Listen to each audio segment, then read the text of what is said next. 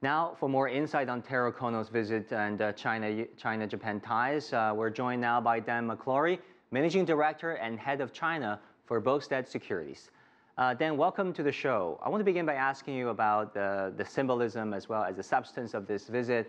Other than the symbolism, the ceremonies, the handshakes, what are the specifics that you expect to come out of this foreign ministers meeting? Well, I think we heard a lot about what occurred from our correspondent in Beijing. What do we know? We know that they met for 3 hours.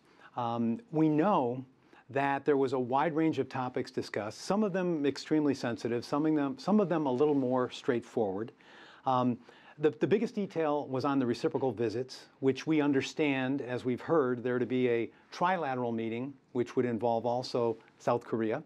That potentially would be followed by a visit by Abe to Beijing, and then the culmination of those two meetings would be a visit by Mr. Xi to Tokyo. But that's a couple more moves down the chessboard. We know they also talked about some other issues beyond what we heard about the South China Sea.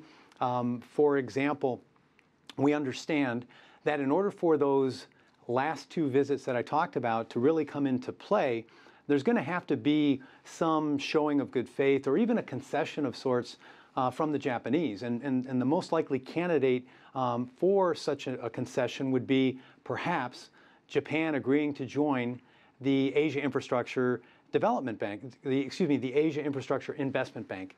And that's kind of the high level of the details that have gotten out so far about the significance beyond just the symbolism that you talked about.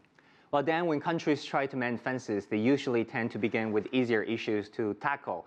But it looks like China and Japan have a whole lot of differences, ranging from security to geopolitical issues, as U.S.-Japan alliance looks stronger than ever, to domestic politics. There's nationalism on both sides. So where can they start to get this relationship back on track?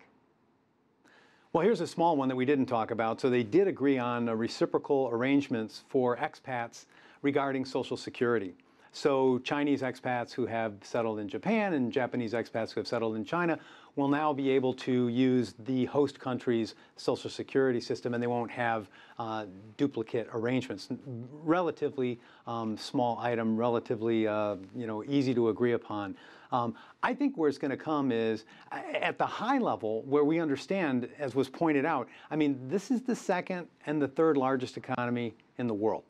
These two nations can't not get along. They have to get along. So I think some of that thawing is going to come together as they look at North Korea and what needs to be done. I think that may align them and pull them closer. And remember, when China talks about Korea, they talk about the denuclearization of the entire Korean peninsula, South Korea as well as North Korea. So that's going to be something where I think China is going to look to Japan to get on their side a bit more and to help pull those three countries together for common benefit. Dan McClory, Managing Director and Head of China for Boustead Securities. Thanks so much.